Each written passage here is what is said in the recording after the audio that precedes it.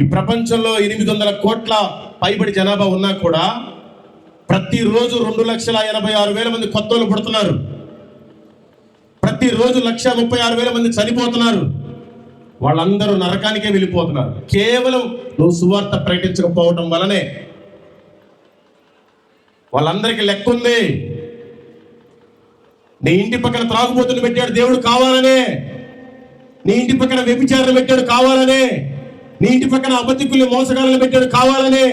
ఎందుకంటే నువ్వైనా వాళ్ళకి సువార్తని చెప్పి మారుస్తావేమోనని. నువ్వే సరిగ్గా లేవు, వాళ్ళకేం చెప్తాను సువార్త? మీకు అందరికి తెలుసుగా ధనవంతుడు లాజరు. మీరంతా చాలా సీనియర్ క్రైస్తవులు. ఆ ధనవంతుడు బాగా సుఖంగా ఉండేవాడు, బాగా తిని త్రాగి బాగా బలిసి ఉండేవాడు. ఆ మిగిలిన రొట్టె ముక్కలు అన్నం మెతుకులు ఎముకలు కింద పడేస్తే ఏరుకొని తినేవాడు. దరిద్రుడైన లాజరు ఒళ్ళంతా పుండ్లు, కుక్కలు నాకుతూ ఉండేవి, ఈగలు ముసురుతూ ఉండేవి. అయినా కూడా దేవుడికి సాక్షిగా నమ్మకంగా బ్రతికాడు. ఇద్దరు ఒక రోజున చనిపోయారు.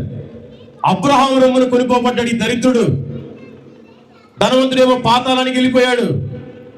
అయ్యా తండ్రివైన అబ్రహామా, ఆ దరిద్రుడిని అక్కడికి చేర్చుకున్నావు ప్రభా, ఒక్కసారి నా దగ్గరికి పంపించయ్యా. ఒక చిటికిని వెళ్తుంటే నా ముంచిన నాలుగు మీద ఒక డ్రాప్ వేస్తాడేమో, నేను బ్రతుకుతా. కుదరదు. నువ్వు బ్రతికినప్పుడు నీ ఇష్టానుసారం బ్రతికావు, నీకు అదే కరెక్ట్.